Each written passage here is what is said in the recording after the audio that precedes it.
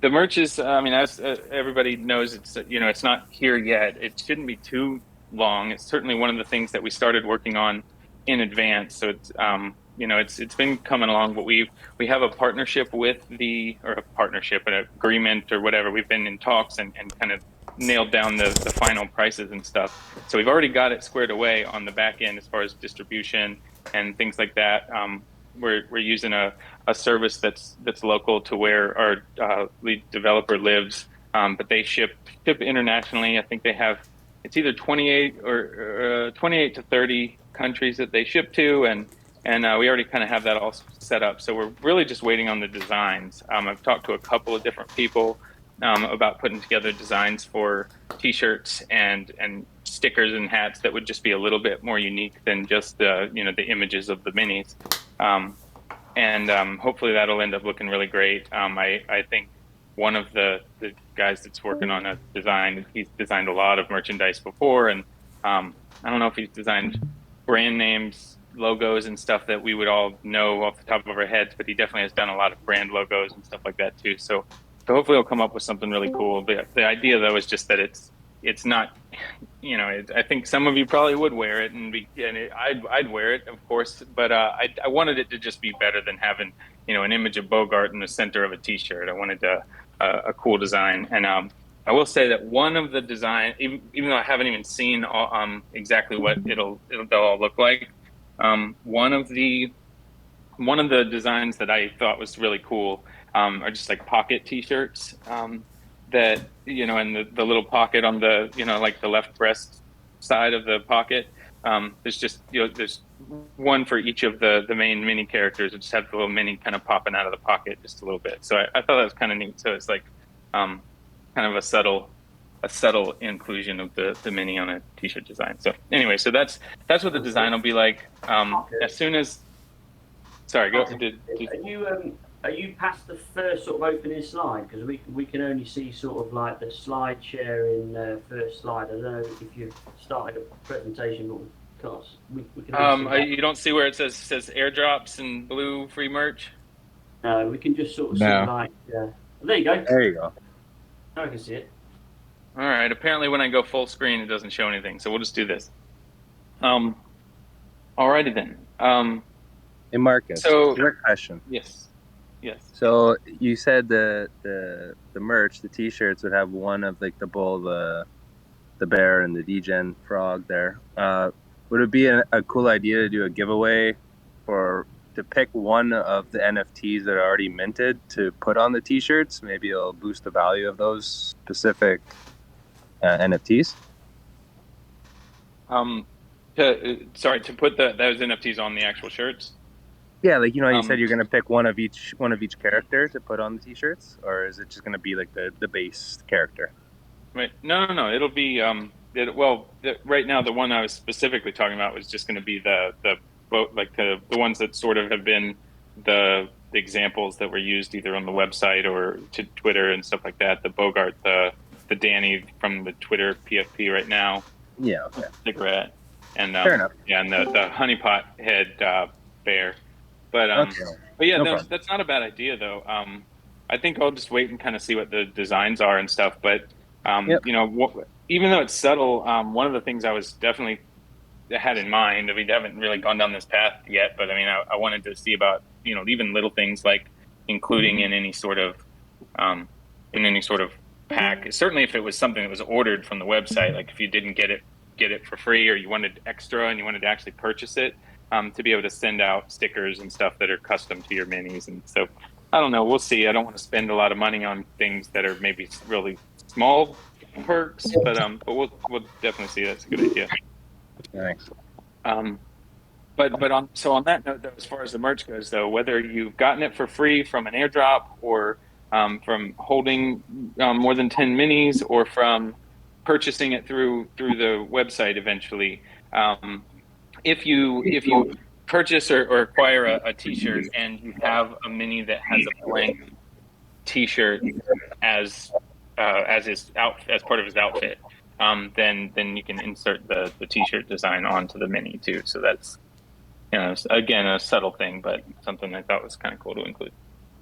Um, the purple airdrop, as far as NFT airdrops, whitelist spots, things like that. The idea behind the purple airdrop is that as we make partnerships with other projects, or just reach out to other projects that are maybe giving out whitelist spots to other communities, as we can get those things, we would give those primarily to the purple airdrop holders. Obviously, we might, if we have more, we'll give out more to other people as well.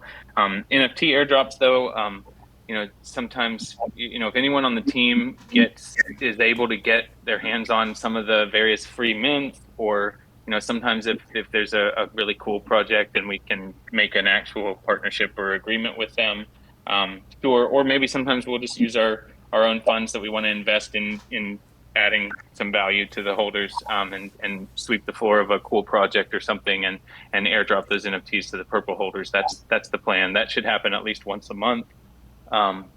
So yeah, just that was the plan for the purple thing. In the future, when we get to the mini farm stuff, which is obviously a good bit down the road, then also the purple airdrop holders would be the earliest access to the mini farm stuff, and would get a free mint of the farmer minis, should we, whenever it is that we ultimately get to that stage. That sounds extremely cool, by the way. That does sound very, very good. Cool. So yeah, and as we get down the road to toward the mini farm stuff, I think that certainly the people that are the quote unquote honorary team members will have input and stuff, but to some large degree, I'd like to also just be able to let this community, if this community stays as strong as I feel like it's becoming, and grows and whatnot, then down the road, I'd love for the idea behind the mini farm thing is that we have the biggest plans for the project all set out, of course, and we're working on the tower defense stuff and whatnot. So the core will be obviously designed by the team, but I want it to be sort of feel like a community project where we vote on a lot of things. A lot of people have some insight or some input on what the art looks like and kind of how things are rolled out and stuff. So anyway, that's down the road, but the plan is for that to be very interactive and community driven. So for the green airdrops, sorry, did somebody have a question? I don't know. I feel like maybe I'm just getting some echo in somebody's mic. I think to Lagula's there. I think his mic's reverbing, I think. I can't pronounce his. Okay, cool. Two. Sorry, I am going to do this. I think I was able to just mute everyone, so feel free to unmute yourself if you'd like to chat again. But I just went ahead and did that. So I did just notice in the chat. Did it not go? All right. Well, I've got the server muted. I don't know if anybody's able to unmute themselves or not. But I did that for now. Yeah. Okay. Cool. It works. I did just notice in the chat the question for the merch is at 1 per wallet. For the merch, the only limitation on the free merch kind of stuff, the claims for the free merch would be for the holding more than 10 per wallet. If you're holding 100 minis, you wouldn't be able to claim 10 merch packs. So if you're holding more than 10, it would just be one free claim to merch. But as far as the blue airdrops go, you could if you have 5 blue airdrops, you can claim five merch packs. So then, as far as the green airdrop and the free minis go, I've gotten some support tickets asking to claim.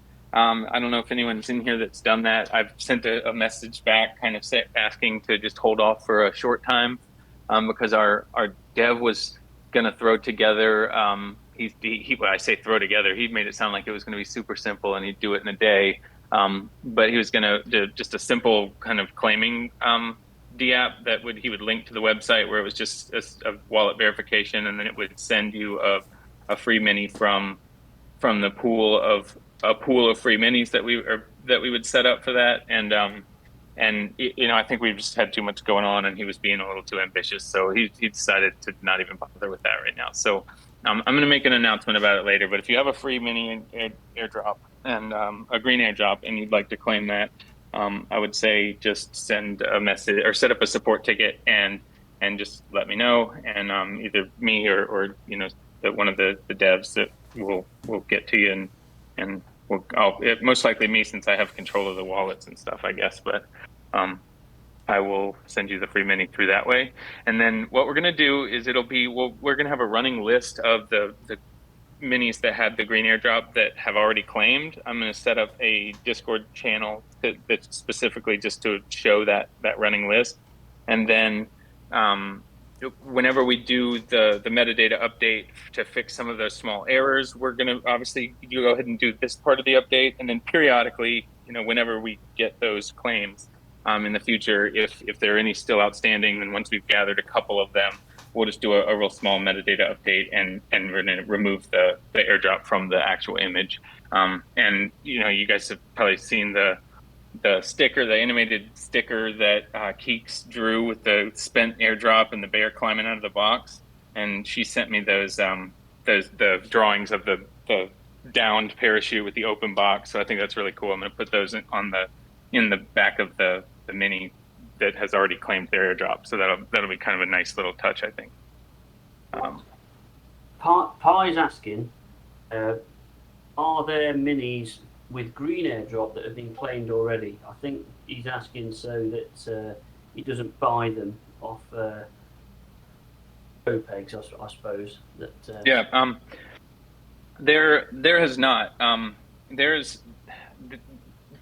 say that there's actually before we start with, there's only one that I'm actually not sure about, because for a short period of time I had someone helping with the support tickets, and I'm actually not totally sure if the mini got sent or not. So I'm just going to pretend that it wasn't. If it wasn't, then it wasn't. If it was, then there's one mini out there that did receive an airdrop, and it's still eligible for another one. So, but no, the answer basically is no. There's no none of those have been claimed yet. So, so you're good on that. If there's someone secondary with a green airdrop, then it's still able to be claimed. Until we set up the channel, which should be today, tomorrow, maybe the next day tops. In a matter of days, there'll be a Discord channel that has a running list.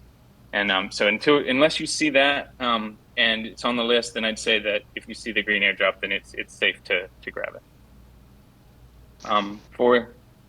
For the orange airdrop, the honorary team member thing, you've probably heard me mention a little bit about sending out some NFTs that would be just sort of a not paid thing, not even a free mint. Actually, we're probably just going to send them out to people. So anyone who holds the orange airdrop mini will get one, and a group of kind of trusted community people that we've been interacting with a lot, or the people that I talk to a lot. I mean, most of you probably know who you are, but there's a few of you that have just been active in the community for a while, or we have a private DM threads going for a long time where we just chatted about different things, and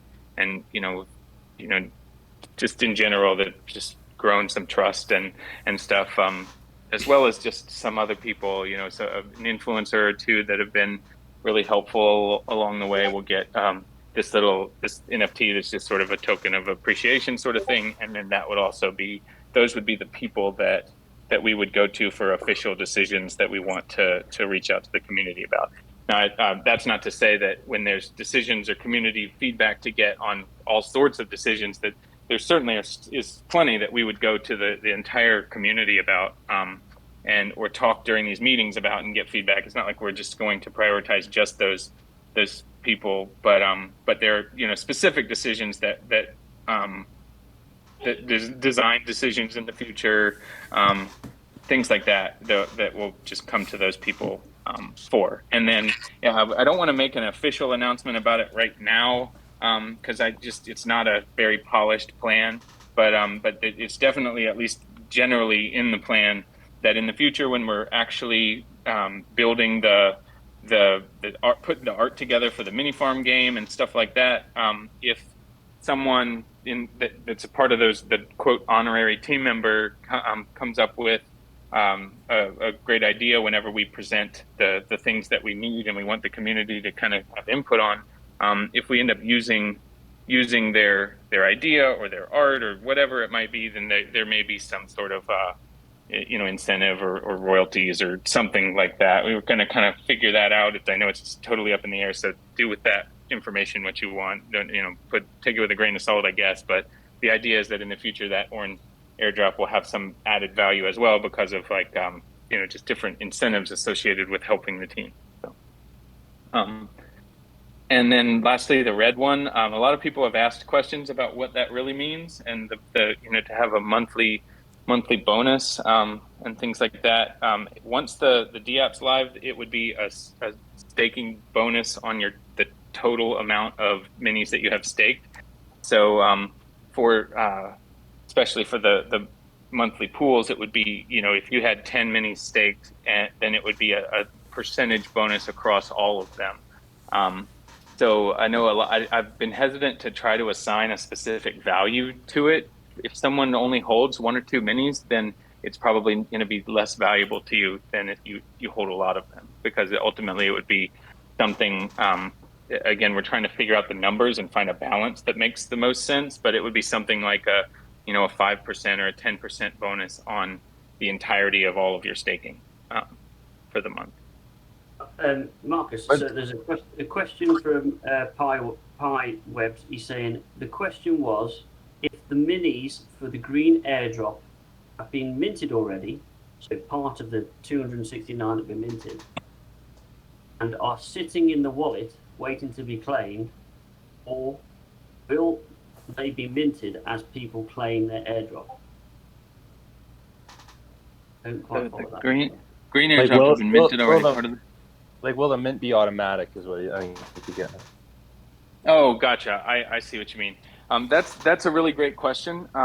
If this mint had been flying off the shelves and we were approaching, quickly go, we were certainly going to be on top of it. Given that it wasn't, there was some unofficial kind of stalling because I wasn't sure if we were going to make it to where, like, when you actually claimed, we would just mint one to you so that you could almost time it to get the area or the section of the mint that you wanted. But I think that's just overly complicating things for a reason that's unnecessary. So the answer to the question is that they will have been minted already. I think we're going to ultimately we're I have in the creator wallet, there's a handful of minis that we've already minted, and then I'm gonna just keep a running tally on how many green airdrops have been minted, and just make sure that I don't let the mint close before at least holding that many in the contract wallet so that we can send them out. So yeah, so I hope that answers the question. Ultimately, they're not going to be minted as they're claimed. We'll just make sure that we hold them in advance. Hey, Marcus. Yes. Yeah, so just a question about the orange airdrops. Say, for example, someone gets 2 of them. Is there going to be an alternative bonus for them, or are they just only going to be able to sell them on secondary? Yeah, that's to be totally honest, that's not even something that we truly considered. I feel like maybe it might make sense for us from the team's end to allow it to be switched out for a different airdrop. Maybe I don't know. I'll have to give that some thought, but that's a good question. I mean, there's not much value to having a second one right now. So yeah, exactly. Yeah, I'll definitely think about it. That's a good question. Thanks for bringing it up. I'll think about it as well. I'll hit you up in the message there. Okay, cool. Thanks. By the way, too, I just am realizing as I'm looking at the general chat list here, however you pronounce the name, Ertugrul, I don't know if that's German or where you're from. Apologies, I'm butchering the way to pronounce that, but I had to mute you when it was getting a lot of echo. And I think that your server muted, so you probably can't unmute.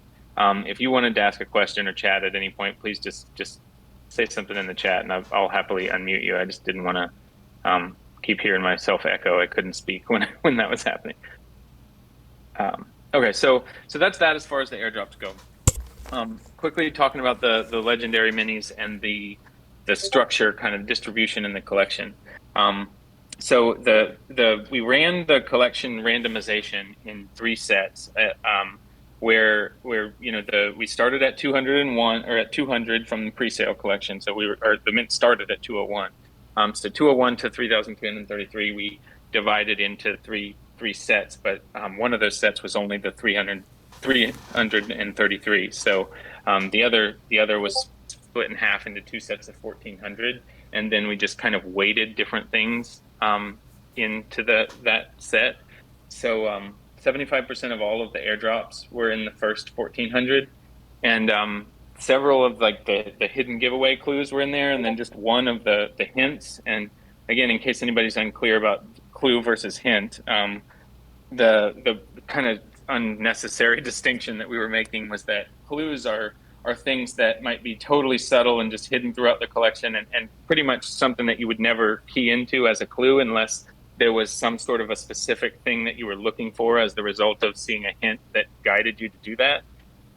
So the hints really are the official, quote unquote clues. The hints are supposed to be the things that truly guide you in terms of what to look for, or what the hidden giveaway stuff actually is. The clues would just be anything. It could literally be anything. So there was only the one in that first 1,600. I'm sure I wanted it to be random, but we also wanted to just make sure that we weren't, committing to giving someone 100 AVAX out of the first 1,000 mints.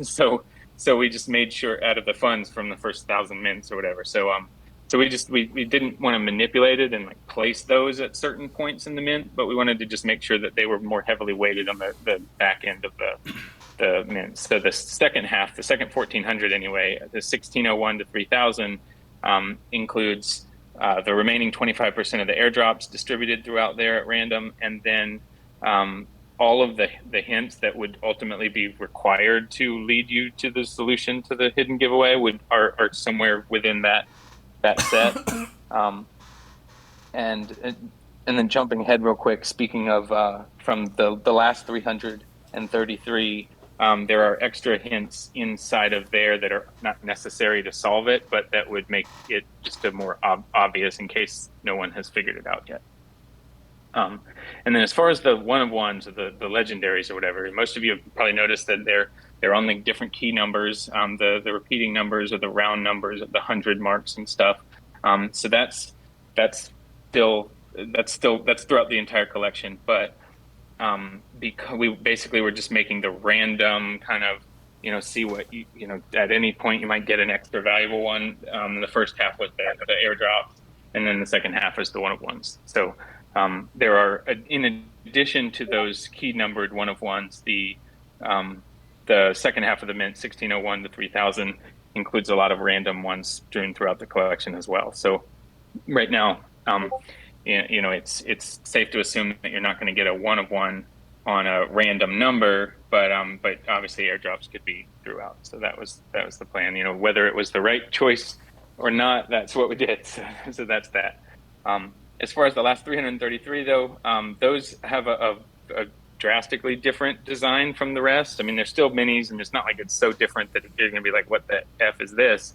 But there's a very different kind of style and design to them to just make them a little more unique. And as we approach the end, hopefully that'll just be kind of a cool change. And the last 333 will be not necessarily one-of-ones, but they'll have kind of a unique background and something that you'll see when we get there one day. But yeah.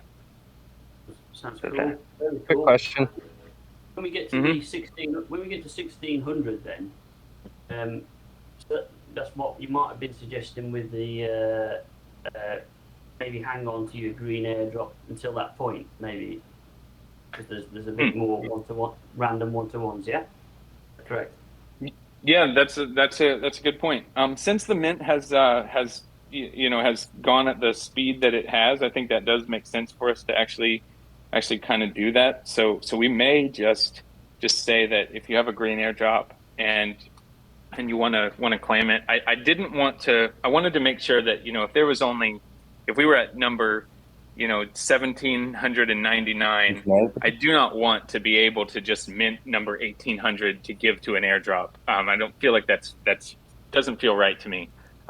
But aside from minting the numbers that everyone knows have a 1 of 1 on it, I would say maybe whenever someone initiates the claim, we'll grab mint the mini for them right then. So then that way you could maybe save it for later if you'd like. That sounds fair. Yeah. Two Oh, quick cool. questions there, Marcus. Yep. All the clues and the hints are in the NFTs, or are they like placed elsewhere within the website, etc.? Better. They're I guess because it's still early in the mint, I'm trying to kind of not give extra information. Just given that 100 AVAX right now would be really, really costly for our treasury, for our, not treasury, it's not coming from the treasury, but it's, from the funds. So I don't want to give too much info, but I will say that you could look nowhere but the collection and solve it once the right hints have been revealed. But there probably is information elsewhere that would also eventually help. Not that you shouldn't go digging too much right now because it's not so much out there at the moment, but definitely in the future it could be helpful potentially to look through the website and stuff. Okay, and I forgot my second question, so continue on. Okay. All right. Yeah, I'll try to go a little faster too, just because we've got other things to get to too. I don't want to make you guys sit here all night. Question in the chat quickly. He said, "What's about the card game?" Yep. I'm definitely going to get to that. That's down the couple slides from now. So I'll mention it right now, though. I know I think if I'm not mistaken, the person that asked that question, it's probably getting pretty late where you are. If I'm not mistaken, you might be in France. So I'll just go ahead and answer it real quick, and then we'll give more detail in a minute. But the card game and the tabletop game. So you probably saw the announcement talking about that a little bit. The 1 of 1 minis, not all of them, but many of them are going to be like the featured characters within a card game and a tabletop board game that we're producing. And and that's something that kind of fell into our laps. I had done research on that a long time ago, and it again, sometimes with these sorts of things, especially something that just kind of got announced really quickly, this is the sort of thing I would, if I were on your end of things, I would kind of expect this to be something that takes a lot of time, especially since things like the merch could take a little time, whatever. But this is right around the corner. We're waiting for the prototype to come in the mail, and as long as that doesn't have any major issues that need to be fixed, then we're right around the corner from announcing the production of it and stuff. So and it's sort of we're gonna order a handful of sets of them, and then it's going to be print on demand from the distributor as well. So and additional to that, the person that put us onto this has a really personal relationship with a distributor that works on games and children's toys and things like that, and they're going to take it on as part of their platform. I think they just take a small fee on sales, but they'll be distributing the game and potentially put it in catalogs that they send to teachers and wholesalers and stuff. And so there's a good chance that it actually kind of takes off beyond what it would do just putting it on the website for sale or something. So I think that's pretty cool. I mean, that might be a nice way to get a little bit of extra income for the project, as well as like I mentioned in the thing, we're going to pass value onto the holders for that. So the holders of the 1 of 1 minis will get up to 80% of sales on those, depending on I think I kind of quickly threw that up there at the 80%. We were going to do, I think, 80% on the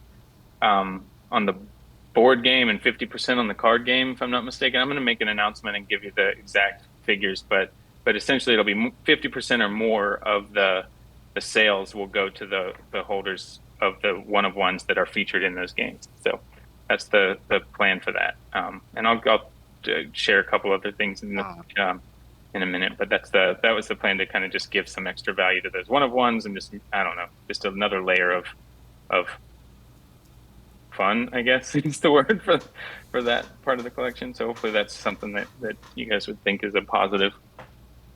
Yeah, definitely. That sounds great. So So other than that though, the one-on-ones they won't have any sort of staking boost or anything like that, like compared to a red airdrop.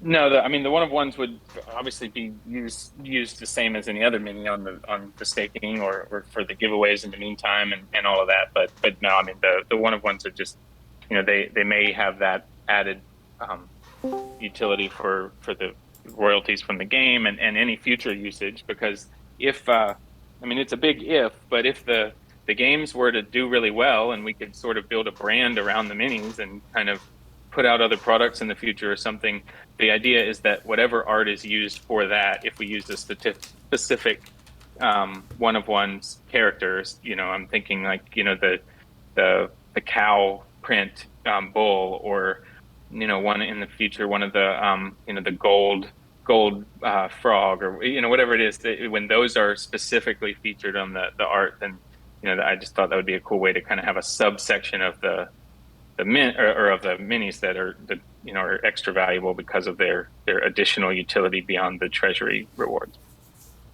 Do you think that that'll come into any sort of issue with holders? Like once you mint the, like say you make the game and say certain characters have more of a featured role than other characters, that they'll have some sort of proprietary rights to more than other holders, etc. I mean, I know that some people could potentially feel some type of way about that, but I think in some ways that's sort of how it goes with a lot of things, especially not even just in life, but in NFT projects. I'm a part of a couple of projects that kind of have that sort of utility, and it's frustrating when I've invested, but I don't get the same rewards or the same opportunities. But the reason I feel okay about it is because that's like a bonus, like an addition to this project. It's not Yep. the core purpose, So I feel like that's reasonable. If this project were all about royalties on products, and then there were certain ones that got them and most didn't, then I might feel sort of strange about that. But if that makes sense, that was my thinking. Yeah, no, I was just I really could care less, but I just wanted to like bring up the legal aspect of like someone owning an NFT and you using it in a board game and blah blah blah. Yeah, yeah. I mean that's the plan. I mean, obviously not every NFT project offers the holders the legal rights to usage or something, which I mean, that's not something that we've thought about one way or another. It's not like I have a problem with anybody using the mini. I mean, I'd say use it however you want. It's not, I mean, we haven't officially put out a thing, but I didn't feel like this was exactly that type of project either, where people are exactly going to want to use their mini for a branding thing or whatever it might be. Yeah. But No, I'm just yeah, saying it's super early in the space and just something to think about in the future. I don't know. Maybe it does become a problem. I don't know. There's just a sure. whole Yeah, bunch of unknowns with this NFT game and using it in real world aspects. yeah. No, I mean that's a fair point for sure. So I mean that's Yeah. something to keep in mind. And Yeah. I will comment. I wasn't. I was going to get into this later, but since we're on the topic, one of the things that might sort of curb what you're talking about, in as far as some people potentially being a little bit, feeling strange about the fact that they hold these, but then other people get these potentially significant rewards. Um, well, so as part of that, I'm going to share in a minute some of the data and the funds behind or what the Treasury's doing and how those funds are allocated and stuff. But so I'll get into the numbers in a minute. But for context, part of what I want to share openly is what the cost of completing our DApp is going to be in terms of security audits and things like that, and share the mint funds and where they're going and whatnot. And ultimately, this far along in the mint at 1,260 something, if this were 3 months ago or so, that the value of AVAX was up 4 to 5 times what it is now. So we would have had plenty of funds beyond what we needed and then some. I mean, the team might have been talking about taking profits or something, even though we aren't at this point. We just don't have enough to cover all of that right now. So we're kind of figuring out on our end how much of how we can collect funds from our own pockets and maybe family investors or whatever to just get the DApp finished and stuff. But anyway, so I'll share more details.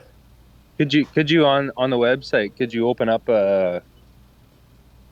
some sort of investment wallet to send, like, so like we could help you out kind of thing?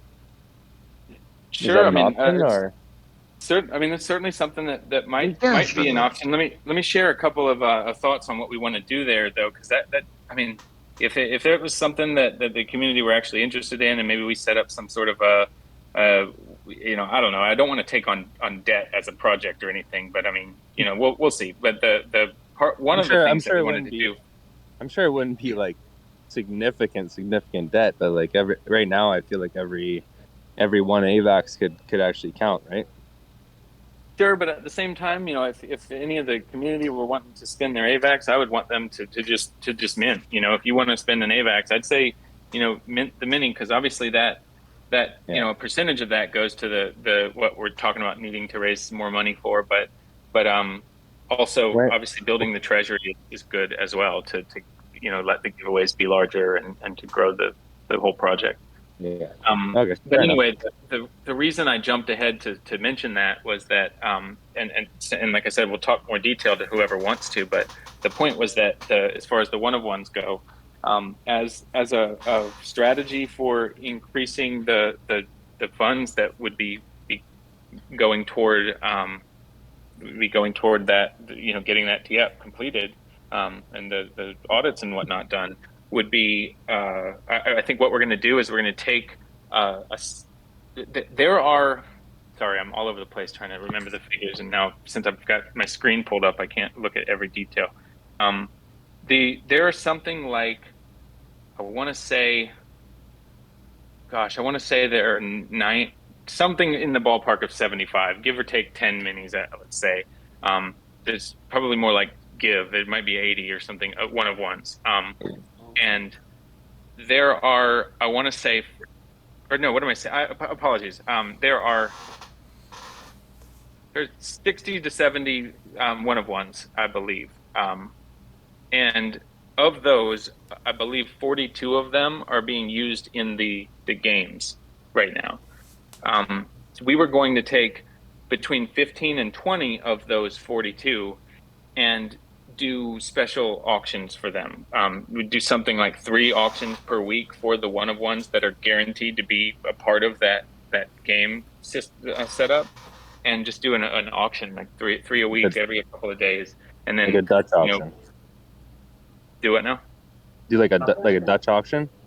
A Dutch auction, yeah. I've never been a fan of Dutch auctions myself as a participant, but yeah, I mean, we haven't. I didn't think about which ones. Because they're blind, right? It's like it's a blind auction, kind of handy. Sure, yeah. I mean, and I'll definitely think about it. That's for sure. I actually don't. Maybe I don't know fully what a Dutch auction entails. Then I was thinking more about the decreasing of price and stuff. Anyway, my point was just that we'll do an auction, whether it's a Dutch auction or we start the price at 3 AVAX or 5 AVAX or something, and just go from there and see how it goes. But I feel like that might be a way to raise some extra funds. I want those minis to still be able to be in the collection and be able to be gotten at random if you happen to mint one of them. But so that's why we were only going to do a small percent, 15, maybe 20 out of the 42 that are going to be used in the game. But if we chose 15 and we did 3 auctions per week for a few weeks, then I think that would really help to boost the funds. And the plan, if we did that, would be that we would still contribute the same percentage to the treasury. But if if that's one mini that's sold for 5 AVAX or something, or even, I don't know how valuable people would think they would be. I mean, if they went for 10 or 15 even, who knows? But if they did, then that'd be great, because obviously that'd be a nice boost to the treasury, as well as the funds that we need for the audits and stuff. I think that's a great idea, Mike. I think that's a good idea to raise some extra funds, and I think the one-on-ones, it's a bit of extra utility that you get, and also the also benefit of it is that you can, there's a bit more credibility for secondary, isn't there? So they're a bonus, aren't they? We know we're trying. It's a sort of an investment with some NFT fun. I think let's not get away from that and be too serious about the NFT aspect. It's not Bored Ape Yachts Club or anything like that. Do you know what I mean? Right. Yeah, 100%. Yeah, it's meant to. I mean, I hope that it can be something that turns out to be, really cool and really valuable. But yeah, like you said, I mean, the idea is that this is bonus, and we're trying to, I want to build it out as best we can to make it a profitable thing and a valuable thing and whatnot. But yeah, so at the end of the day, the core, element, the profit behind this project should be the treasury investment. So, quick question. If, like you're saying with these other one-on-ones that you don't really sure what's going on with them, or you want to auction them off or put them in randomly. So if someone had 2,000 AVAX right now, could they mint us out right now? Somebody, I mean, yeah, sure. Yeah, they could. Yeah, I mean, I don't know what's stopping them, but yeah, I mean, there's no like. Right. Well, I didn't know if they were like you're just saying you're going to auction them off, or I don't know if they're already in the mint. So if they minted us out, you wouldn't be able to auction them off, kind of thing. Yeah, no. Well, that's true. That's true. If right now someone were to come in and mint it out, then yeah, that would throw a wrench in those plans. But it wouldn't be a bad thing because we'd have the funds we needed to finish things. The mint would be, of course. Okay, but sorry. Yeah, so basically, because we needed to do a metadata update anyway to fix some of the errors of the mismatched metadata. We went ahead and took some extra time too to create some new one-of-ones that weren't originally in there, and just a handful of other just improvements that weren't in there to begin with. So pretty soon when we run that update, we're gonna I'm just going to pre-mint those and just have them in the contract wallet so that they can be auctioned. The ones that we're going to auction, I'm just going to pre-mint and then just place the image on there in the metadata, and then we won't touch it again after that. But that's the plan. I guess moving on for now. Just as to answer your question, JRYCVR, Clarabelle is definitely one of the one-of-ones that would be in the game. So you got lucky with that one. Okay, moving on to mint data. So as of unless we had a few mints in the last few minutes, I think it was 1268 were minted. I think the price of AVAX has dropped a bit since earlier today, but that's a little over $14,000 worth of AVAX. 70% were distributed to 3 treasury wallets, and I'll kind of share where that went in a minute, but that's 445 AVAX. 20% was sent to a discretionary wallet that will be used for development costs, the security audits I was mentioning primarily. And originally, it was supposed to be 20% to that, and 10% was going to be held in AVAX, maybe Bitcoin or Ethereum, but just as like kind of a holdings wallet, maybe stablecoin as well. Like the plan was just to kind of have like a 10% of the treasury that wasn't invested and wasn't used for something else, and it was just sort of held as holdings to be deployed for opportunities that were presented at a future point, whether it's a new investment for the treasury or there was something like in the category of added utility project or something that would benefit holders or increase the treasury. What I'm going to propose is that we do 30% go toward the development costs so that we can push along the DApp and get the security stuff done. But I didn't want to just blindly make that decision and throw it in there and then have the community be quote the FAQ on the website and say that we're stealing 10% that should go elsewhere. So anyway, that's the proposition. I mean, you guys can think it over. I'm going to ask the community for input later, but I'm guessing that everyone will be fine with that because they're not going to touch the 70% of the treasury no matter what. and then it's basically the all the rest would go toward what we need in terms of completing the DApp and the audits and whatnot. So as far as development cost stuff goes, we've been able to, basically we've been building this at fairly minimal cost. Obviously, all the costs so far have been out of pocket, but and that's obviously how it should be. But overall, we've been building this at fairly minimal cost. Our dev he's pretty good at what he does, and he has a team that he works with from his, as part of his other job, his career and stuff as a dev. And they've been interested just as a side project. I don't know. I mean, they haven't wanted any funds, but it's the team that he works with. So mainly him, under his lead, he and his team have brought the DApp to where it is so far.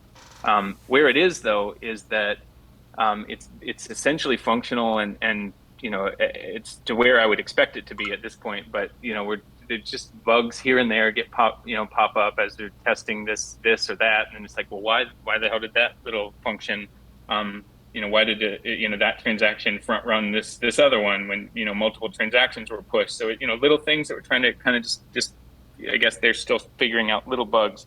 Kyle, he mentioned that if we had the funding for it, that there are teams of developers that's what they offer for projects that have essentially a completed product, but it needs further debugging and just like small polishing the code, I guess is the way it seemed to be communicated to me.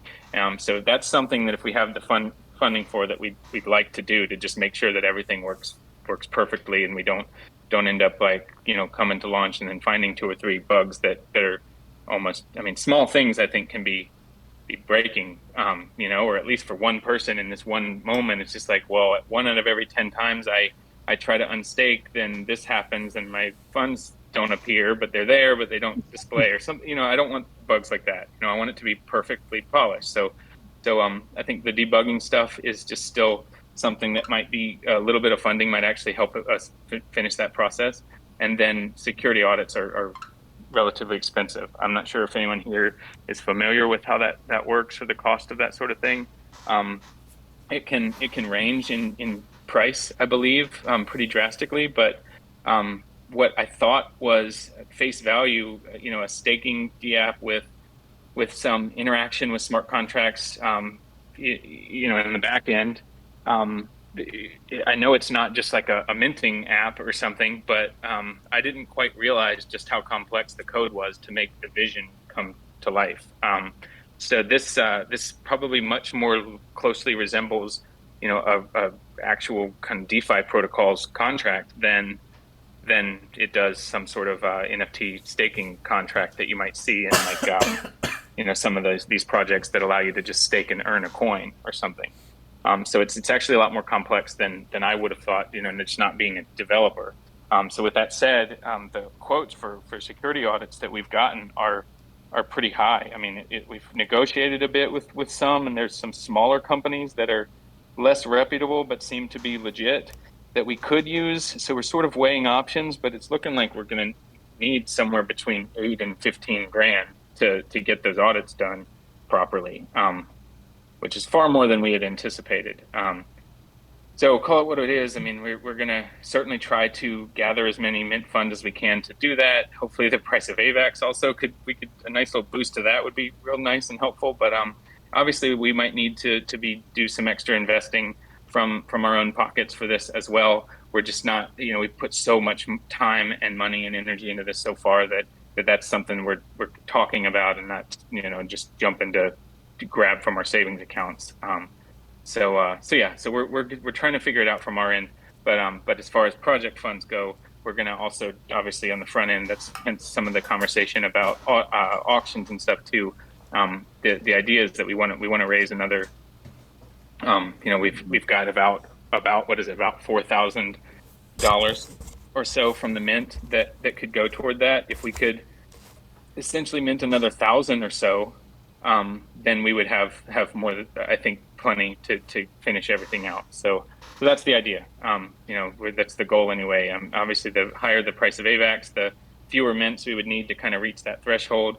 and then obviously I'll stay in touch with the community about where we are in terms of maybe we're just pushing forward and we have some investment from our end, family or something that wanted to help, or we decide to just pool our money and get it done. But anyway, so it's a little up in the air, but just to share some of those numbers, just wanted to kind of be transparent with where we are with that.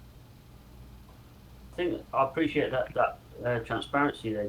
Have you considered increasing the price of the mints for the sort of the yardsticks when we get on to above 1600, maybe increase it to like 1.2, or just sort of nudge it up a bit? Nothing scary, but just to move things along a bit. Have you considered that?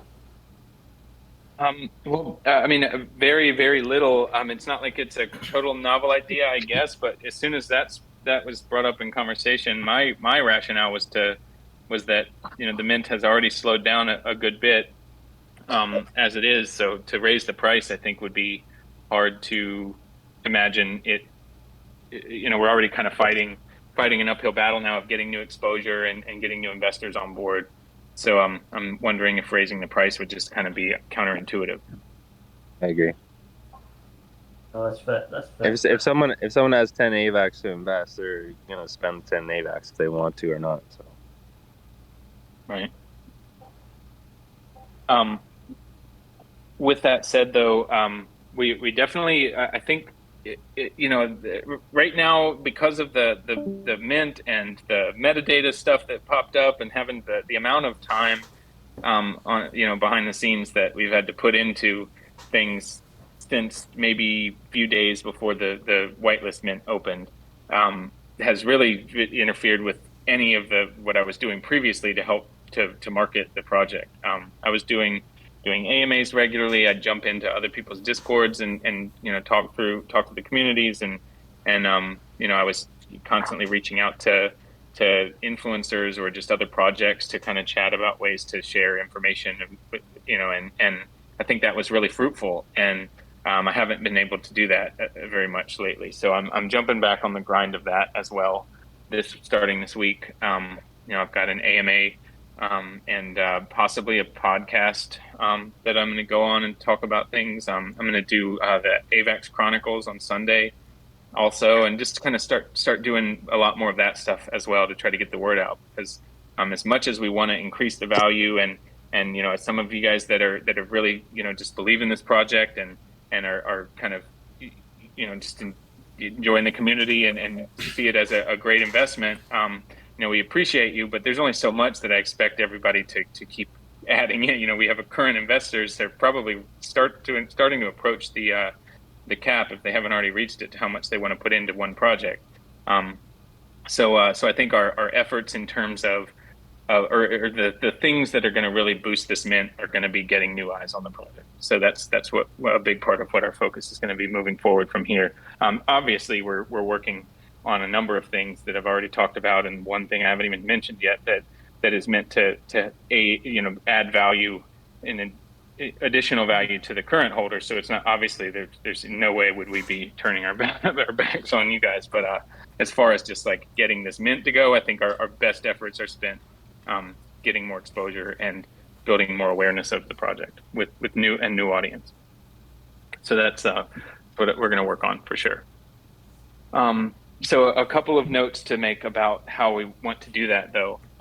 There are a couple of different influencers and folks that we've been communicating a lot with that would be marketing partners. It's been tricky because we don't have a lot of funds. We don't want to take from that $4,000 that we already have to be able to put toward the audits. So marketing costs money, and we're going to do the best we can to keep going, without cost. So we've been able to make 2 different partnerships with influencers and a marketing person that is going to do some marketing for us with we're coming up with an agreement for some sort of future pay, to where they're willing to essentially work for free now with a kind of in writing promise of some sort of future profit once we get to a more profitable place. So we're working on stuff like that. I mentioned doing AMAs and some of the mega spaces and stuff. so we're definitely going to start doing that a lot more. I think that was really, really helpful in getting new eyes on the project early on. And like I said, I just need to do that more than I have in the last about 2 weeks. It's been since I've done something. And then community involvement. I mean, obviously it goes a long way when you guys post and tweet and retweet some of the Twitter's posts that the project has made and stuff. That really does go a long way. And obviously a lot of you guys do that pretty regularly anyway, so that's awesome. I've only recently learned about what Crew 3 is. I think some of you guys are familiar with that. I've been looking into that a bit, and I feel like that could be something to set up. I'm going to probably get that set up this week. As long as that's overall, I think the feedback's been positive. I see now JRYCVR has posted something about it. I think PyWeb likes it. He's the one that showed it to me to begin with.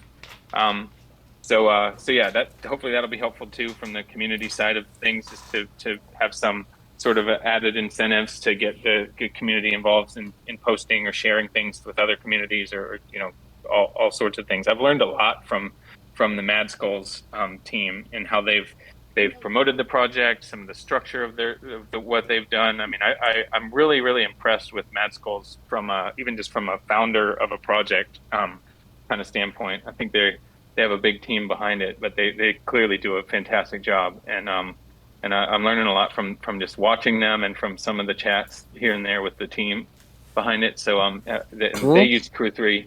So I'm also going to keep an eye on that. What was that? I heard somebody. Is that PyWeb? Sorry, that was me, man. Sorry. It's all good. Oh yeah, no worries. So anyway, that I didn't mean to ramble on about Crew 3, but apparently that's something that's really helpful and might be a good idea to do. So I'm going to work on that this week. The bullet point here, project representative. This is something to where I just wanted to throw out there. If anyone was interested, anyone in the room or anyone that's in the community that you know of, I'm going to post about it, of course.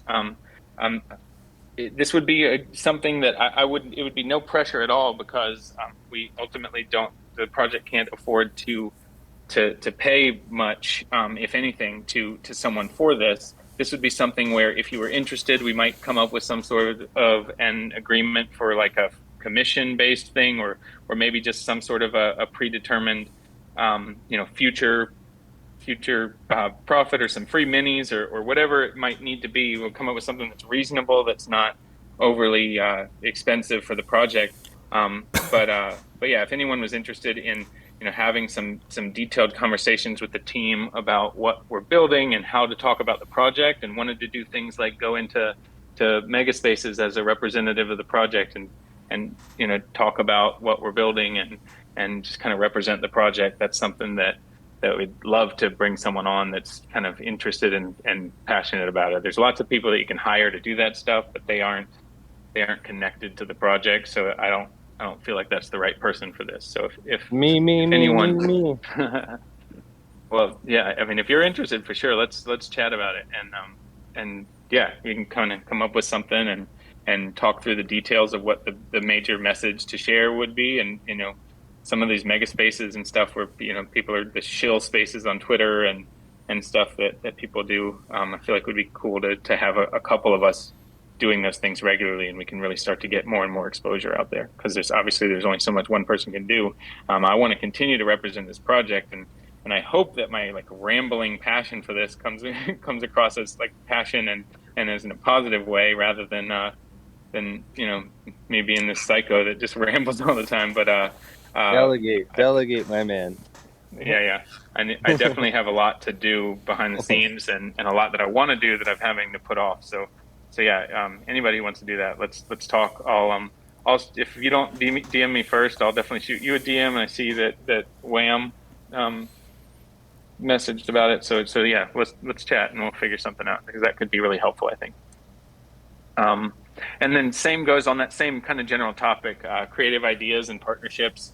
PyWeb was the person behind getting the Mad Skulls partnership set up, and I think that was really great. Obviously, I'm really appreciative of him for even bringing that. And then as far as what that partnership did, I think obviously a lot of our mini community came here from Mad Skulls, and that obviously just collaborating with Mad Skulls brought in a lot of attention to the project. So if there's things like that we can set up with other projects, then that'd be fantastic. So I'm going to definitely talk in more detail with the team about kind of what sort of incentives are realistic. Because again, we can't afford much right now from the project side of it, because all of our extra funds need to go toward the DF stuff. But obviously, I would want to make sure that there's some sort of incentive, or that it's worth your while to work on that, because I think you might be surprised how much work it is to communicate back and forth with two projects.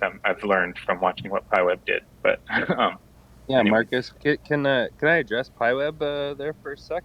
I was wondering, did he have any involvement in that project, or like what? How did he go about doing that? Just reach out, or? Yeah, I don't want to speak for him too much. I think his mic isn't working. He may type in the chat. So I won't. I'm pretty confident, and correct me in the chat if I'm wrong, PyWeb. But I think basically he was just a big fan of an early investor in Mad Skulls, and they had he was in talks with their team a bit about various things, and yeah, I think there might have even been like a Crew 3 incentivized kind of assignment that was maybe really generally spoken. I don't think it said like bring us a partnership with another project for this purpose, but yeah, I think yeah. Okay, so he just said Crew 3 started it all, but I guess there was a Crew 3 quest that offered an incentive for bringing a partnership to them and getting creative with the terms of it and stuff. And so most of the way we operated that with them was I think PyWeb's idea for the most part. Of course, we all kind of chatted with the team, between the teams and stuff. And but yeah, so I don't think he was affiliated in any way. It was just kind of he wanted to bridge the two projects, as he just said in the chat. So I think he did a great job though. And I will say, just as a shout out to PyWeb in general for what it's worth to the community. This guy is a really, not only is he kind of a down to earth kind of cool guy, but he seems to be really intelligent, and it's been an honor to chat with him. I kind of consider him as I'm certainly, and I swear to you all, I'm not giving him any sort of like special alpha or special privilege information, but he's become a bit of obviously a friend of mine and a friend of the project now, and he's a great dude for sure. He's done a lot to help out this project. You probably see him chatting all the time. He advocates for us a lot, so he's a good guy. All right, so moving on, we talked a bit about the tabletop and card game. I won't rehash what we already said, but obviously that's coming probably quicker than most would think, given that we just started talking about it. I didn't even think it was going to happen at one point. I thought it was one of those things that you kind of have a conversation with someone and there's a bunch of, yeah, let's do it, and then it just kind of never comes to fruition, but it did. So I'm excited about that for sure. And I'll keep you posted and post some pictures as soon as we get the prototypes in and stuff. So hopefully if those look great, we'll move forward right away.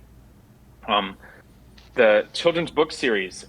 This is something that's on the much earlier stages of putting it together than the card game stuff. But through networking between projects, I made a pretty good connection with a person that is a established children's book author, and his wife does illustrations for children's books, and they work with a publisher, and he's, it's not like he's one of the biggest notable children's book authors, but he's a person that's got plenty of experience in that, and he seems to really, really know how it works in terms of getting your work out there as well. So he's going to be a really great resource on it. He's agreed to write some books, and we'll use the characters in the books, and I think it's kind of a cool concept.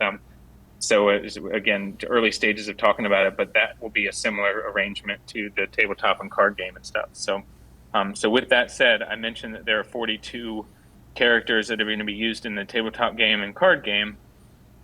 The children's book characters are undecided yet. So what we'll do is there probably going to be a handful of overlap between the two, just because the main characters that maybe are the Bogart and the Danny with the Mim chain on and stuff like that is going to probably be a staple for the thing. Although for a children's book, maybe we don't need a smoking tattooed Danny.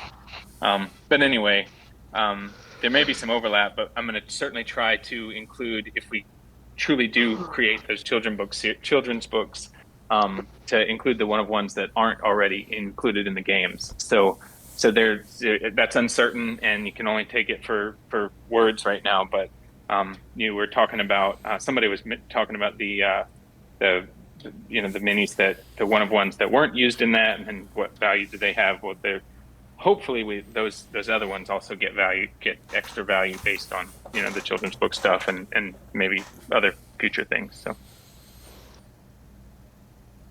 that's that. Yeah, and then I mentioned the special auctions, so we don't have to rehash that again. But well, if assuming that everything's good to go with that, I think we will probably.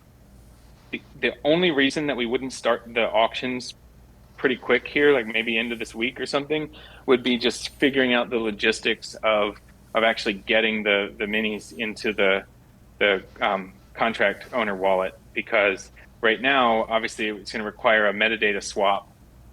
For as we update the metadata, we're going to choose the ones that need to be those one of ones that we're going to take for auction and have them minted into the wallet. But we're just kind of figuring out the logistics, and they're going to make sure that we don't do anything to the collection as it sits right now. So, I may even go ahead and mint however many we need for that, today or tomorrow or something, to the contract wallet, and then I'll just go ahead and let the community know in advance if I get a one of one, or if I get an airdrop, maybe I'll throw it on secondary so that for one AVAX, so the community has a chance to grab the rare ones. But as far as just the base minis that I get, I'll maybe make a list on Discord or something so that people know that the ones that are in the creator wallet, the art and the metadata, are going to swap to the one of ones for those or something. So I don't know. I'll talk it out with the team. We'll figure it out. But so right now we don't know 100%. But that's the only thing that might hold back the auction from starting somewhat soon, is just figuring out the logistics of getting the metadata updated and getting them into the wallet. So to talk about the treasury then, so this was the distribution. I wanted to talk about this a bit because this does actually sort of deviate from some of the diversification plans that we had originally stated in the website and stuff. And I want to give kind of the rationale behind this. And I will say that even though I feel like it is what it is, ultimately we're doing what we think is going to maximize the yield on the treasury. And I think that everyone shares that same goal. So I wouldn't anticipate that anyone would have a problem with this, but if anyone does, I'd say let's talk about it. And obviously we can be flexible. And there are a few investments that have been made today. Some of them we have the plans all laid out, and I'm going to go through after this chat. And I've got a plan to meet with my investment partner later tonight, and we're going to kind of go through and start dispersing the funds into the investments that we've kind of been planning over the last week for this money. But anyway, there's still some flexibility, was my point. If for some reason, and the majority of you guys here and maybe the rest of the community had some sort of an issue with this change that I want to outline, then obviously it's still something that could be switched around, because I hate to go back on some of the things, no matter how subtle they are, that we talked about. So before we had talked about dispersing the funds evenly between the bear, the bull, and the frog. And then each one of them would have their own treasury that was diversified separately. So there may be high risk investments within, the bull or the bear treasury, but just at a significantly less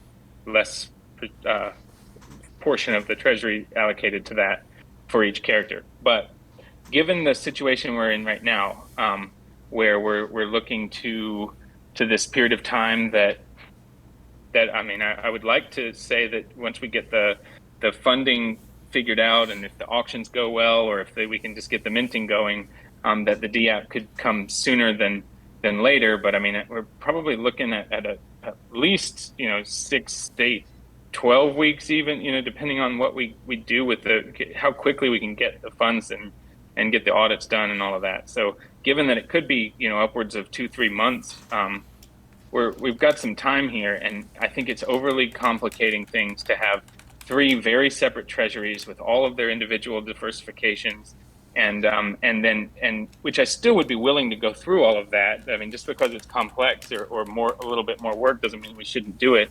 But given that the consensus between the community was that during this period of time before the DApp, is that we would just maximize the yield and disperse one AVAX to as many people as possible during every giveaway.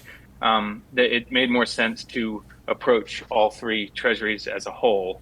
So the giveaways won't be separated by character right now. The character stuff will come into play during the staking pool stuff, but right now, the characters are all on equal playing field as far as I'm concerned, at least unless the feedback is such that we decide we need to change that plan. So as of right now, of the 445 AVAX that were allocated for treasury investments, that's 70% of the mint. It was diversified in this way. I went ahead and labeled it as such because it just kind of almost makes sense. But basically, we're looking to well, let me back up. I want to share the reason for this diversification. So 45% of the treasury went to one wallet that's labeled as the Bearish Barney wallet. 45% went to the Bullish Bogart wallet, and 10% to the Danny wallet. The 10% to Danny is probably pretty obvious. That's just kind of going to be the more higher risk percentage of the portfolio for right now. And we can talk a little bit about what those investments would be if they're not running on time for too long. For you guys, I don't mind being here for a while if you guys are interested, but just mindful of the time. So that's obvious. That's the higher risk stuff. The other stuff though is going to be diversified across risk a little bit, but the idea here is that in mine and my investment partners, all of our experience through this sort of investing, the mindset into investing is that we're trying to maximize our yield against the US dollar.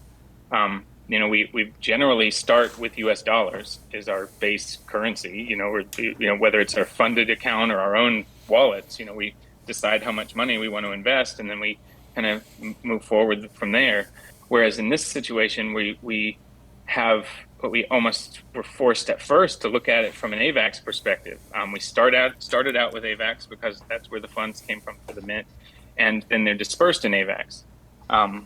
So that's a unique position to find yourself in, at least for me, because when I kind of consider how I like to, a huge portion of the way that I tend to look at investing in this sort of market is long and short farming, in liquidity pairs.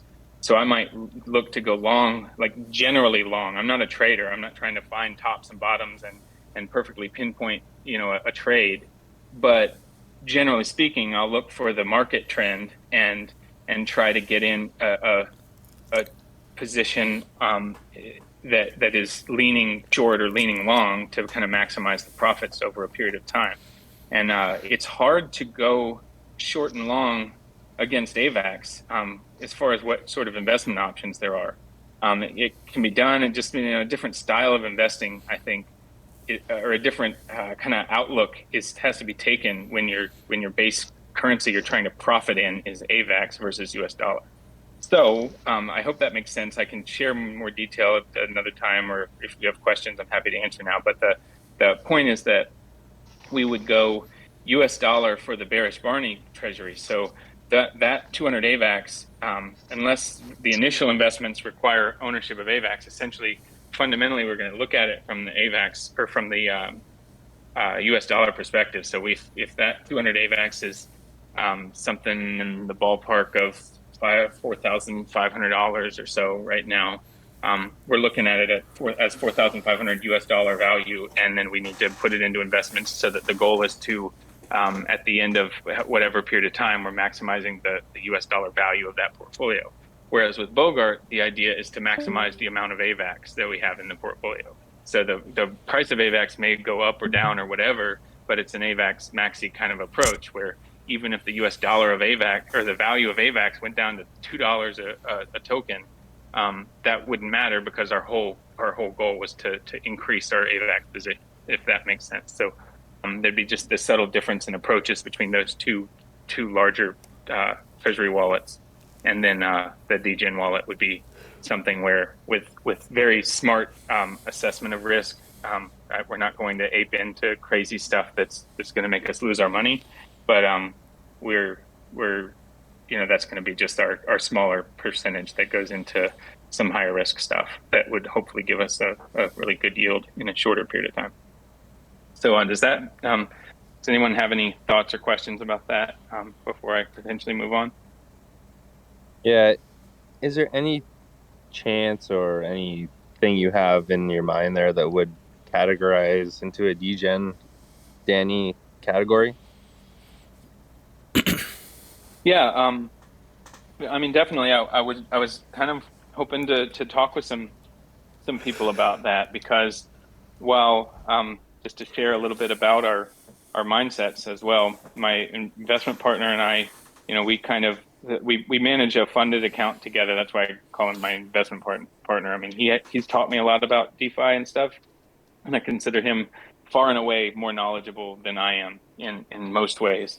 But he's a very conservative with his money, and he's a person that doesn't, when he talks about like a percentage of his portfolio being put into a risky asset, we're talking about, he'll put 2% into some really, really small cap new token, and stake it if they have it on their platform or whatever in hopes that it grows, but like 1 or 2%, something like that. And then he's otherwise in bigger projects and stuff.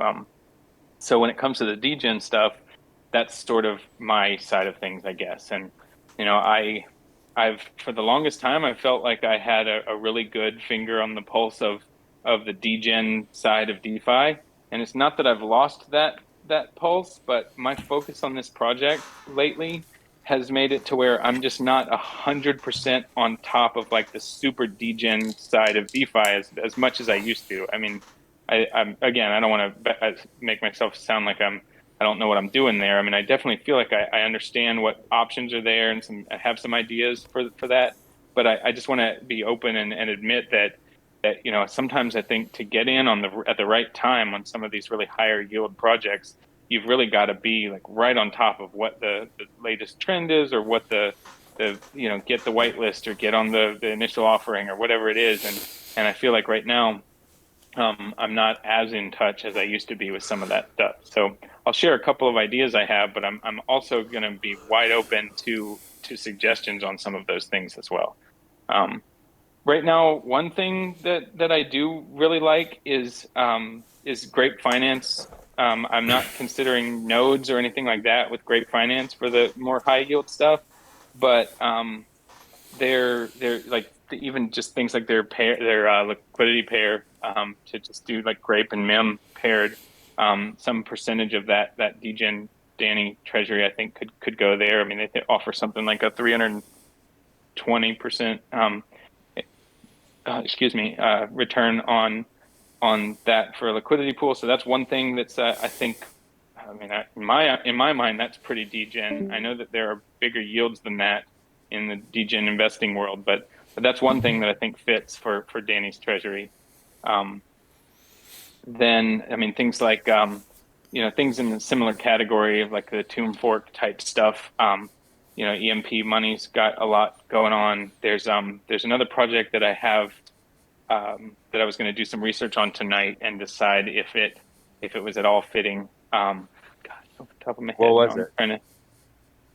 I'm trying to remember right now. I mean, I have a number of them to look at, but gosh, if I wasn't on the spot, I would I was telling my dad about it earlier. Anyway, I'll share that with you guys though. Yeah. Anyway, there's things like that though in that kind of I'm looking for the degen Danny stuff to be of the risk level similar to like the Grape Finance LP, because I like that there's some predictability to it and it's a really high yield and it certainly comes with risk, but it's not one of those things where you're also very likely to just lose all of your investment immediately. You know what I mean? No, it is a very good community. I've been a part of it for a while. So. Cool.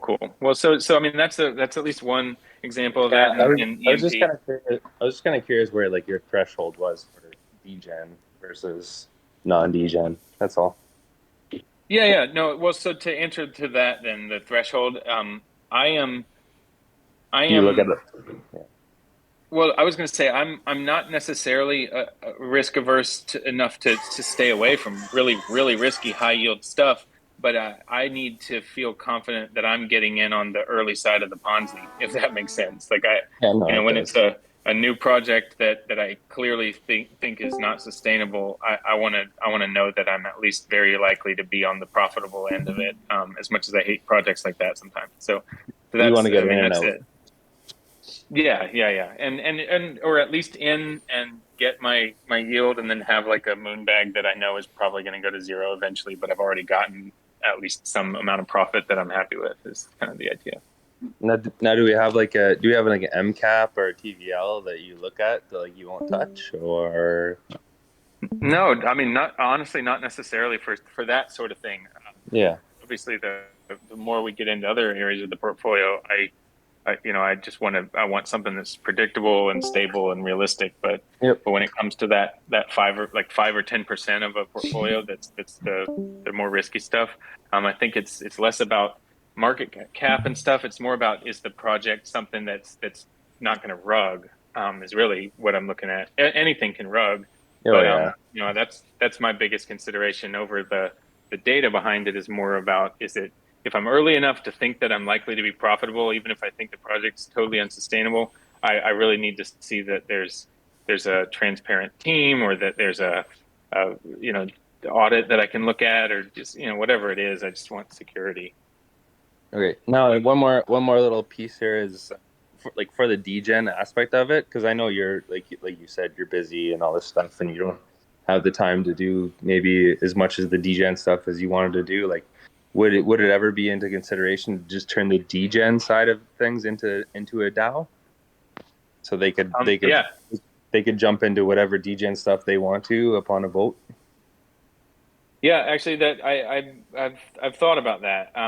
I've thought about that a lot. I don't know that I don't know for sure that we would do that or not. I want to give it some thought, because it was sort of an impulsive kind of line of thinking when it kind of came down to getting ready to implement all the investments. I was like, okay, I'm very confident in what we're doing with everything else, but when it comes to degen, like if I had no outside input, I feel like the investments would be good and would be fine. It'd probably just be more on the Yeah. conservative side, because I'm not going to just ape into something that's going to lose this treasury money. You know what I mean? So I want to be. Yeah. Um, I No, think. but I think. just from the aspect of it being like, it's not 100%. If you have a degen Danny, it's not 100% invested into the degen aspect, right? Like, so like give them that No, little no. percent to make their own mistakes or benefit on their own kind of thing. So not everybody's staring at you, right? Right. Oh yeah, for sure. And right Yeah. now the like I said, during this phase before the DApp comes out, all of this, all of these investments are all part of the same. There's no character specific Yeah. uh, I'm talking about the stuff. future. So That's for sure.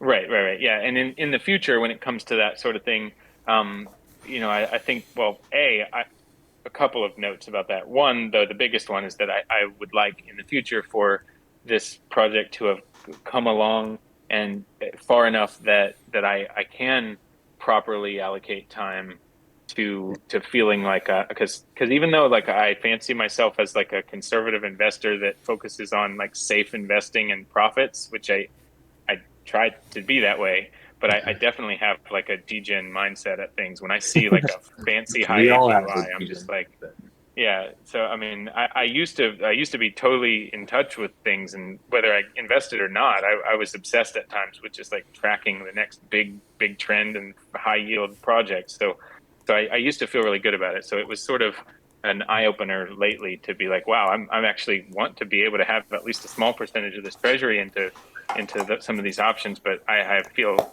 slightly out of touch with some of that. So yeah. So to speak to your DAO question, though, I think what I'm going to do maybe with the degen Danny stuff is, I'm going to probably, with my investment partner tonight, we're going to talk through a couple of options on that and go ahead and deploy the funds in some of the like safer side, like certainly degen level stuff, but not like not the kind where there's any real probability of us losing money quickly. And then we'll go from there. I might talk to the community more about it, to do do a little bit more research and present some options for potentially other maybe more risky or higher yield stuff that we could pull out of. Because but the big key point that I will say, and the reason why I'm comfortable investing now and then maybe changing it later for certain aspects like that, is that even in the future when we get into other things, I never want to get into investments that lock up funds. Like I want to stay away from node protocols that we can't get out of, and and that does limit your options sometimes in the degen world. But 100% agree. I think everybody in here is done with that. Yeah, for sure, and that's great. That's a great thing. I'm glad the overall DeFi folks are kind of moving away from like take all of my money and do what you want with it kind of thinking.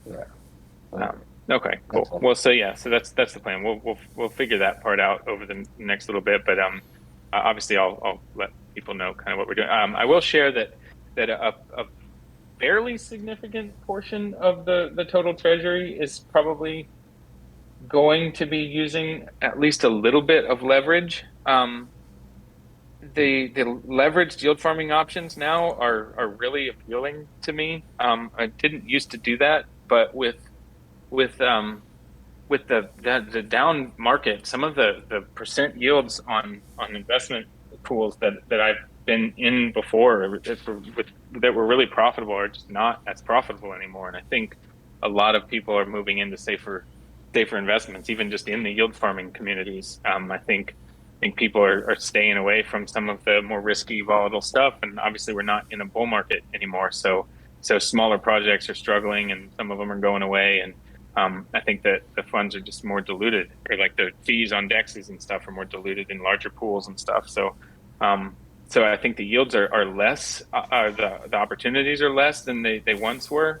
There's still plenty of them, but anyway, my point is, I'm seeing some of the leveraged yield farming options out there, and they do look really appealing. Because like for instance, one of the few treasury investments that we already deployed earlier today, using Alpha Humora leveraged yield farming platform, we just using like 2.5% leverage, entered. I want to say we entered just under $1,000 worth of Bogart's treasury into a USDC AVAX pool for and we took a 2.5% leverage position, and it's over 100% APY on that, and that's I think that's really good, especially with the spike in price of AVAX. That's kind of a short farming position. So if the price of AVAX declines a little bit over the next few days, I hope for not a big decline, but as long as we don't get a huge spike from here, I don't think we will, at least not for a couple of days. I think that'll be really profitable. So like stuff like that, I think is appealing right now. I'm going to get some extra feedback from my investment partner, because like I said, for as little or as much as I know about DeFi, he knows 10 times more. So he's a big mentor, and has a big influence on what we do. But so just to share a little of that. Does he have any involvement in this project? Just from the investing. Right from the beginning, he was always going to be assisting me with the treasury investment stuff. So he is officially a part of the team, at least the way that we've talked about it. But he's not doing anything with the project outside of we're going to be meeting 3 times a week to review the investments and make decisions together with his support on good times to enter and exit positions.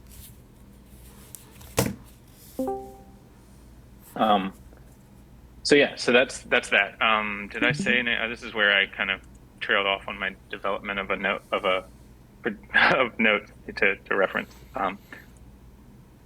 So that's the bulk of that, though. This is what I actually meant to mention this earlier. I didn't mean to save what might be viewed as bad news for last. I kind of hate that I did that, actually. Well, it won't be last because we got some giveaways to do. But I don't view this at all as bad news in my mind. I do fear that some of you guys might think of this as a negative, but In running the numbers and really thinking through what we're going to do and how quickly we're going to be able to build the treasury and start developing like real predictable yields, especially since that we want to from the beginning even take a slightly even more edged on the conservative side stance, to just make sure that there's no losses at the beginning of the project. I don't really anticipate ever having losses. I mean, at least not anything significant, because our strategy is such that we want to be really careful and put it into things to where, like, yes, maybe some months we have less of the yield than we predicted, but never a quote unquote loss of funds. Anyway, not to keep rambling, the point I'm making is that I think under this current circumstances and in this current market, it just really doesn't make sense to withdraw funds on a weekly basis. I want to and will be doing weekly giveaways for sure. And some of that's going to be from a little bit from my own pocket as far as some AVAX here and there. And, we're going to make partnerships with other NFT collections. There's one, really two, but one that's for sure thing that's coming up that will include those in giveaways and stuff in the meantime. But I think this treasury giveaways really do need to be monthly right now. And again, I hope that's not a disappointment. We've been talking about weekly giveaways for a long time. And I think we're going to aim to fulfill that promise of weekly giveaways by supporting those weekly giveaways in other ways. But as far as the treasury's yield goes, I think we'd be shooting ourselves in the foot a little bit early on to take profits weekly, especially when we're in, for example, a lot of the types of investing that we'll get into, like I said, we're not traders. So if we get into something that's leaning on the short side, and then AVAX goes slightly long, obviously if it looks like we are on the wrong side of a trade, not a trade, but like of an investment, and it would make more sense to get out of it, then we'll get out and put it elsewhere. I mean, we're not above that, but oftentimes what will happen is, because we're not traders, we're not trying to pinpoint a top and then wait for a swing trade. We'll get into a yield farm that's at we're collecting an annual percentage rate, so we're getting the yield regardless of the market moving. But in terms of managing impermanent loss, we're looking for downside, and sometimes that means a few days of upside if we got in slightly early on that. Again, even during the upside, we're earning a yield in terms of the percentage on the pools, but we might need to wait a few days before we start seeing movement in the direction that we were predicting, and that could mean that after a week's period of time, we need more time for that investment to mature. A month is generally plenty of time, because if the market's not moving in more than a few days in the direction that you anticipated, then maybe you exit that position and enter it from a more long-sided point of view, if that makes sense. Without more time to go into detail, I will just say that, again, it's not that we're swing trading at all. I mean, not at all. It's just more, sometimes you'll enter say a liquidity pool with the standpoint that we're entering a USDC AVAX pair for the short farming aspect, where we know that as AVAX decreases in value, that pool is rebalancing into an AVAX position. Whereas if the price goes up, then potentially we're selling off AVAX into USDC, and that's not always ideal depending on the investment goal. So anyway, long story short is that I really don't think it makes sense to do weekly treasury giveaways. We're going to start out as monthly on that. And but like I said, we're going to aim to do weekly giveaways no matter what. Even if there's a portion of just AVAX giveaways that happen from my personal pocket, I'm going to do that to fulfill some weekly giveaway stuff. But yeah, so that's the plan. If you haven't noticed, I was a little nervous to share that information with the community, because I feel like it's going back a bit on a promise of weekly stuff. But yeah, so give me some feedback. I think that's fine. Good. Okay, cool. Well, let me say though, if anyone has any feedback on that or anything in the future that's in the category of decisions like that, I do want you guys to know though that whether it's treasury investment plans or something else to do with the NFT art or something, I definitely I definitely aim to, when I make a promise or you know, quote unquote promise, if I put some information on the website or an announcement, you know, on Discord or something, I want to always follow through with that. So obviously it's probably pretty clear at this point that if ever there's a tweak or a change that isn't just something insignificant, it definitely weighs on me because I aim to be a project that communicates clearly and follows through. But hopefully you guys see that this decision is done, certainly not done lightly, but also something that is truly has the Treasury in its best interest. It obviously has nothing to do with something that would benefit me and not the community. So anyway. Well, it's clear to me that you're trying to build the Treasury, by doing that. So I mean, I don't speak for everybody, but I mean, for me, that's the right thing to do. Cool. Well, I appreciate it.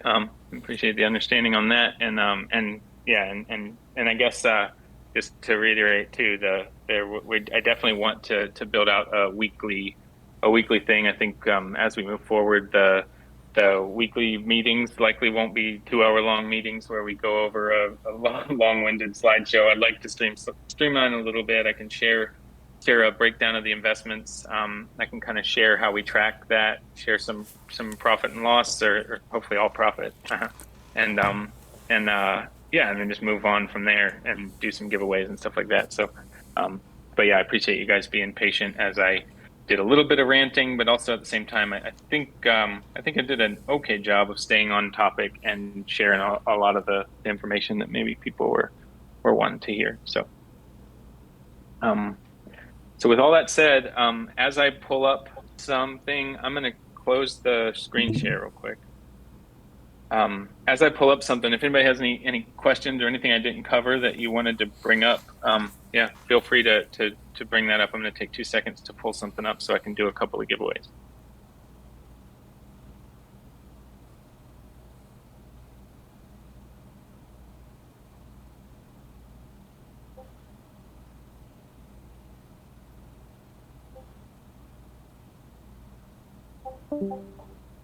So are there any projects or I guess whether it's just individual projects or does anybody have any NFT projects right now on Avalanche or elsewhere, preferably not Ethereum, but for the cost of minting alone, but does anybody have projects that they're particularly interested in that maybe we haven't talked about? Obviously, things like Mad Skulls and whatever else. But PyWeb recently was talking about is it Scourge Apes? It's a Pixel PFP project that was a free mint that seems to be doing okay.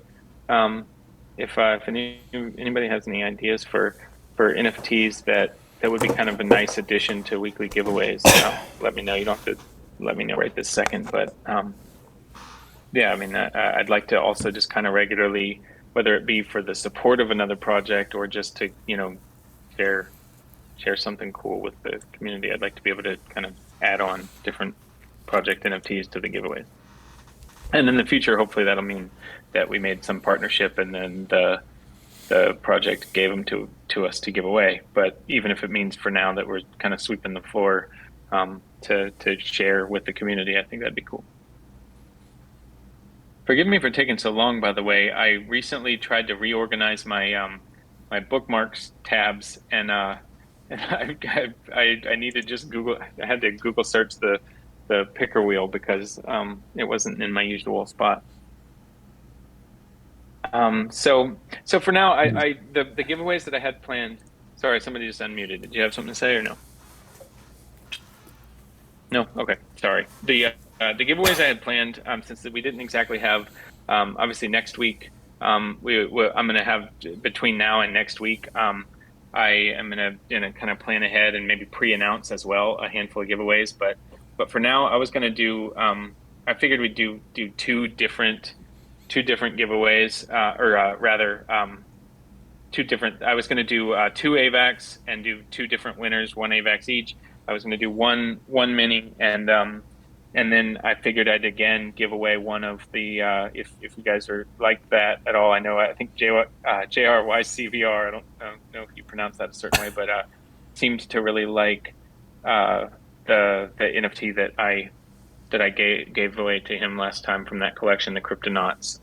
There's a couple of those NFTs from that I've uploaded. I won't rant about it again. Feel free to ask if you weren't here last week. But when I talked about the project or the NFT collections I put together that were from people with autism that are particularly in need right now, related to their life situation, and 100% of the funds from that project go to those people. So if I give away one of those, by the way, I'm personally giving that money, and usually even more than what the cost of the NFT was, to the pot that goes to those artists. So so I'm gonna do those 4 giveaways right now, if that's cool, or if that seems like a reasonable way forward. And again, guys, I appreciate the patience while I am just like really unprepared lately because of the sheer number of things I've been juggling.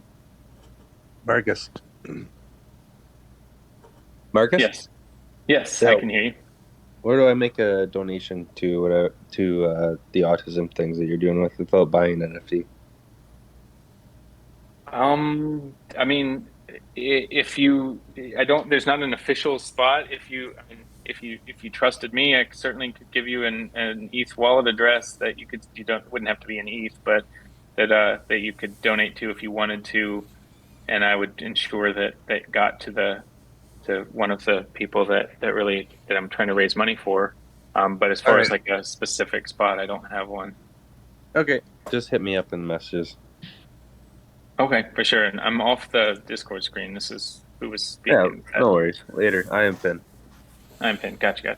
Yeah. All right, cool. Well, I appreciate that. I mean, just the thought of